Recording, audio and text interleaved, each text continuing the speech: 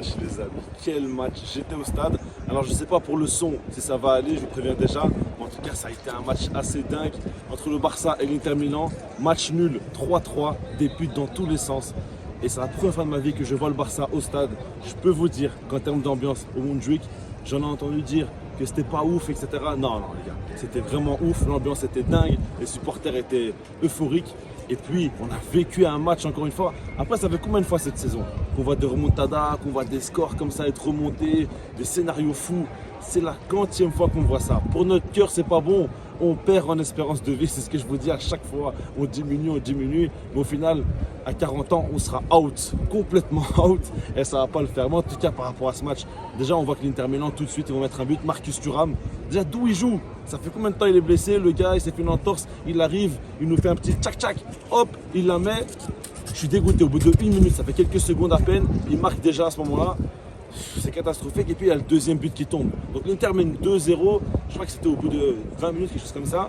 Et le truc, c'est que là, tu es au stade, tu viens voir ton équipe pour la première fois. C'est 2-0 pour l'Inter Milan. J'étais dégoûté, complètement dégoûté. Et je me suis dit que je suis un chat noir. Je me suis dit que je suis maudit et que je ne vais pas pouvoir profiter des bons moments de cette équipe-là en live. Mais non.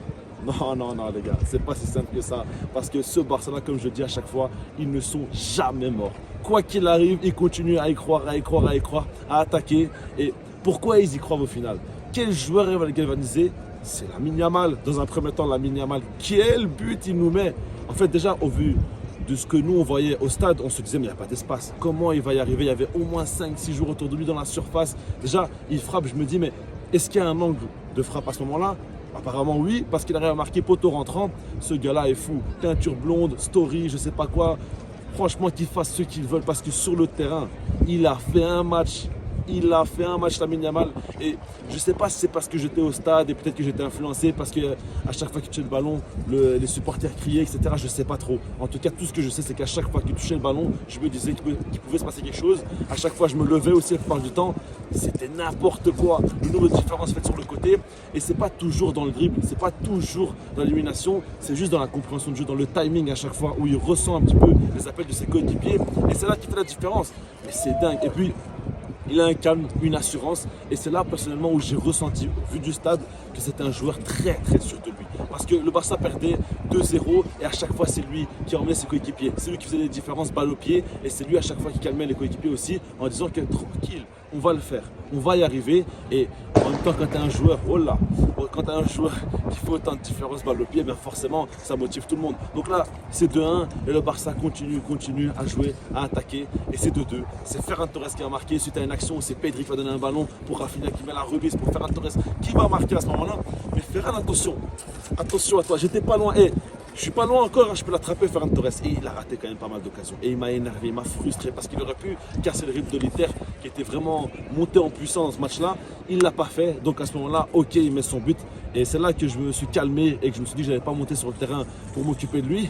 Mais en tout cas, à ce moment-là, il met son but, ça fait 2-2. Et on se dit que non, c'est pas possible, ce club, c'est tout le temps la même chose, des remontadas, des scores fous, des scénarios fous. Et là, c'est la mi-temps, peu de temps après, 2-2, ok. On arrive à la seconde période et je trouve qu'à ce moment-là, le Barça a baissé en intensité. On a vu l'équipe du Barça qui n'était pas non plus au même rythme parce qu'on ne va pas se cacher. En première période, le Barça a surdominé. Ils étaient très hauts sur le terrain, ils attaquaient constamment et c'est eux qui avaient les meilleures occasions avec Lamine Yamal, avec Pedri, avec De Jong et on va parler des autres joueurs, mais ils étaient vraiment très hauts sur le terrain en dominant et l'Inter existait uniquement sur des contre-attaques. Mais en seconde période, l'Inter est revenu avec des meilleures ambitions et là, ils ont commencé à jouer un peu plus haut, à conserver le ballon et là, ils ont été bien plus dangereux. Et le truc, c'est que ils vont mettre ce troisième but, encore une fois sur corner, ça fait 2 buts sur corner, on l'avait dit, dans la vidéo d'avant-match, j'avais dit qu'ils pouvaient être dangereux sur corner et ça a été le cas. Ils ont mis 2 buts face au Bayern Munich sur corner et 2 buts face au Barça sur corner. C'est problématique, on voit une fébrilité du Barça, mais puis on voit aussi que l'Inter Milan est très fort dans ce domaine-là. Donc ça compense. D'un côté, c'est la faiblesse du Barça, de l'autre côté, c'est la force de l'Inter. Et là, le match a été très difficile pour le Barça. Maintenant, quand on regarde la suite, encore une fois, on voit des joueurs galvanisés. On voit aussi une situation dingue avec Daniel Olmo qui offre un corner. Et nous aussi, on va marquer, mais bon, sur combinaison, avec Lamine Yamal qui laisse passer le ballon entre les jambes et Rafinha qui va armer une frappe. Ce que j'aime bien ici, c'est que le Barça a travaillé une combinaison. Et puis, ça a été une bonne idée parce que ça a fonctionné. On a fait un but de Rafinha D'ailleurs, Rafinha, je ne trouvais pas trop dans le tempo, j'ai pas trop aimé son match, mais au final, c'est un but, c'est une passe D, son but, il est excellent. Et je trouve que plus le temps est passé, plus il a su monter en puissance et apporter de très bonnes choses. Donc au final, il fait un très bon match et puis il y va jusqu'au bout. Il croit à chaque fois et se donne toujours à fond. C'est une très bonne chose. Maintenant, au final, c'est 3-3. Le Barça aurait peut-être pu marquer en fin de match, mais l'Inter aussi a eu pas mal de situations. On a vu Koubarsi, Araujo faire des différences. On a vu la blessure de Jules Koundé qui a fait beaucoup de mal. Et défensivement, on a vu que Hansi Flick a dû tout réorganiser parce que tu as vu Eric Garcia au poste de latéral droit, Araujo rentré, Inigo Martinez encore une fois au poste de latéral gauche et Koubarsi. Et puis on a même vu Andreas Christensen jouer des minutes pour la première fois cette saison. Donc on a vu quand même des choses qui n'étaient pas prévisibles. Et donc à ce moment-là, le Barça, défensivement, ça a été assez fébrile, ok. Mais offensivement, ils ont continué aussi à amener les ballons. Par rapport aux joueurs qui m'ont impressionné, De Jong, au milieu de terrain, ça a été fou. L'activité et puis balle au pied, il rassure ses coéquipiers, il joue toujours dans le bon tempo, il prend beaucoup de risques, il se faufile entre les joueurs. En fait, vu du stade, on comprend vraiment que techniquement, il est largement au-dessus de la moyenne des joueurs. Pedri, qu'est-ce qu'il est calme. Et puis un truc qu'on voit peut-être pas à la télé, c'est qu'à chaque fois que le Barça encaissait un but, c'est lui qui prenait le ballon et qui l'amenait au centre et qui disait à ses coéquipiers, allez, on y va maintenant. Il a une forme de leader parce qu'on le on dit que c'est un joueur très calme, très timide, qui ne parle pas beaucoup, qui s'exprime très peu, etc. Mais c'est un leader et il est très très écouté. Et quand il demande à ses coéquipiers de calmer le tempo, tout le monde l'écoute. Quand il demande de jouer en retrait, tout le monde l'écoute. Quand il dit d'y aller à fond, tout le monde l'écoute aussi. Donc c'est un joueur très important mentalement pour l'équipe et puis techniquement il fait beaucoup de différence aussi. Toujours très calme, toujours en train de jouer dans le bon tempo. Donc Pedri a sorti un très gros match. Par rapport aux autres, Koubarsi évidemment, machine de guerre. Machine de guerre. Dans ses récupérations, balle au pied, le nombre de fois où il casse des lignes, c'est impressionnant. Pau Koubarsi est vraiment un crack et il ne faut pas l'oublier. C'est un défenseur donc c'est moins séduisant, mais attention, quel joueur. Et puis par rapport au reste, on l'a dit, Lamine Yamal, moi il m'a choqué, complètement choqué. J'en parlerai peut-être plus tard parce que il y a tellement de choses à dire par rapport à son match. Il a été monstrueux et tout est passé par lui. Sa première période, je ne l'oublierai jamais. Vraiment, ce qu'il a proposé sur le terrain, ça a juste été dingue. Et puis pour le reste, Dani Olmo, un petit peu décevant. Je trouve que globalement, beaucoup de pertes de balles. Ses premières touches de balle, ce n'est pas toujours très bonne. Fermin Lopez est entré, pour moi, était beaucoup plus dynamique et a apporté plus en très peu de temps.